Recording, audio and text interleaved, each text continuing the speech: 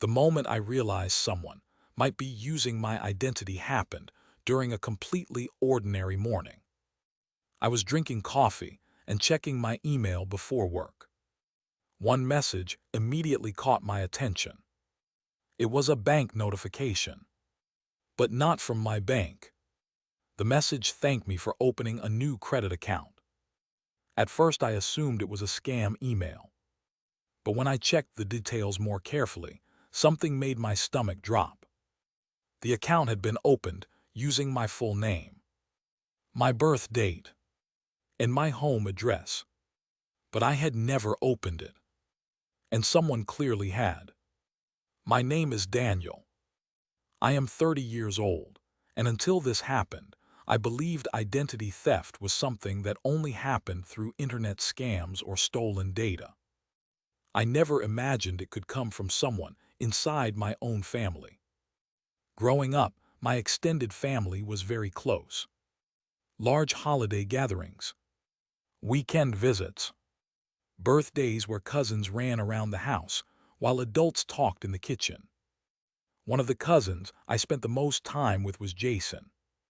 Jason was 2 years older than me. When we were kids, we shared almost everything. Video games, school stories, summer vacations.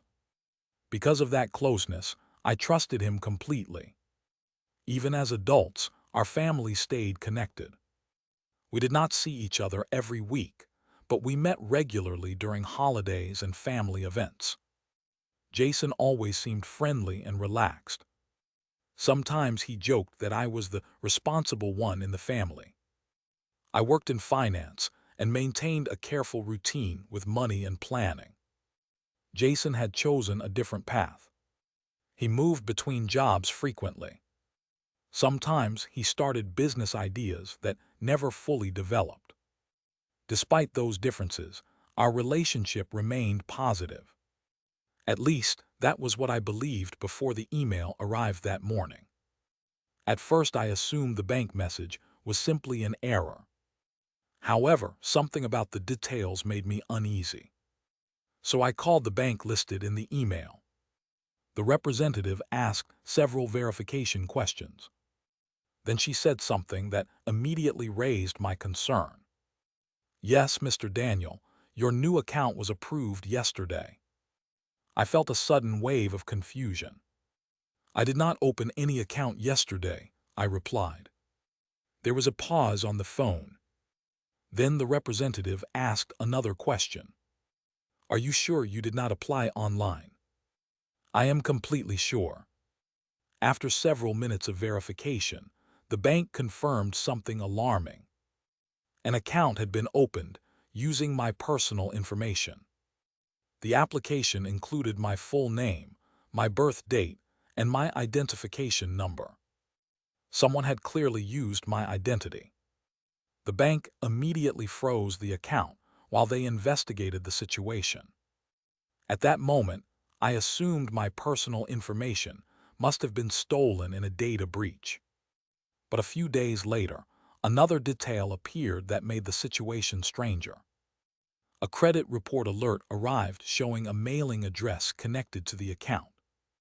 The address was not mine, but it was extremely familiar because it belonged to my aunt, Jason's mother.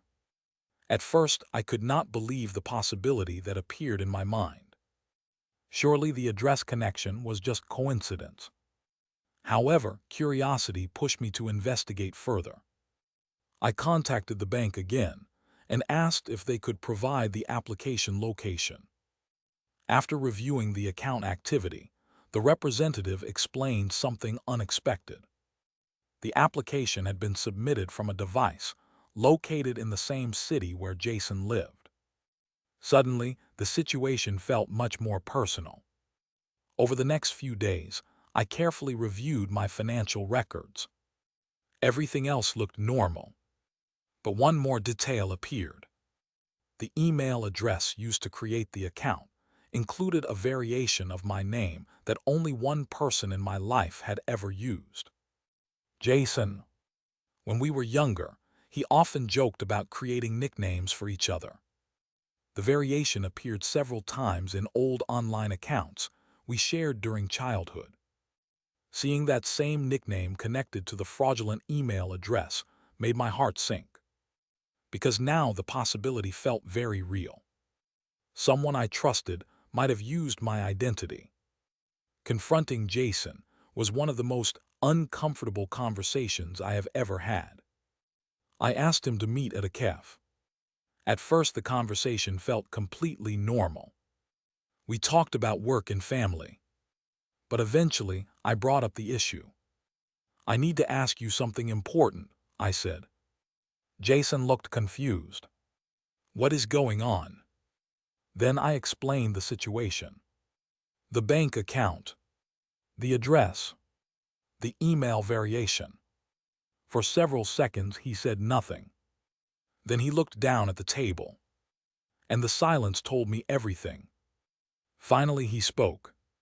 "I was going to fix it," he said quietly.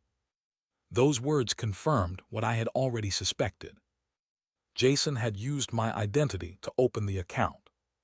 He explained that he had been struggling financially for several months. His credit history was damaged from previous loans.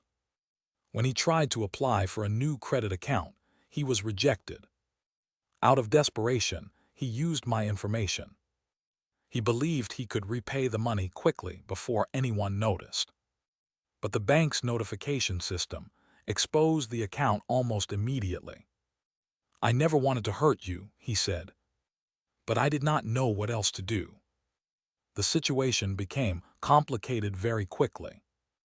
Using someone else's identity for financial transactions is a serious legal issue. At first, I felt angry, betrayed, confused. But I also knew that involving law enforcement would create consequences that could affect our entire family. After several long conversations, Jason agreed to work with the bank to close the account and repay the balance. He also began meeting with a financial advisor to address his debt problems properly. Trust, however, was much harder to repair. The experience permanently changed how I viewed financial security and family boundaries. Because sometimes the people closest to us are also the ones who know exactly how to access the information that should remain private. But the most important lesson was simple. Trust must exist alongside responsibility, even inside families. Discovering that someone close to you has misused your identity can be shocking. But situations like this raise an important question. If a family member crossed a serious line like this, how would you handle it? Would you involve the law immediately? Or would you try to solve the problem privately first? Let me know what you would do in the comments. And if you enjoy dramatic real-life stories about family secrets, trust, and unexpected discoveries, subscribe to the channel, because the next story might reveal something even more surprising.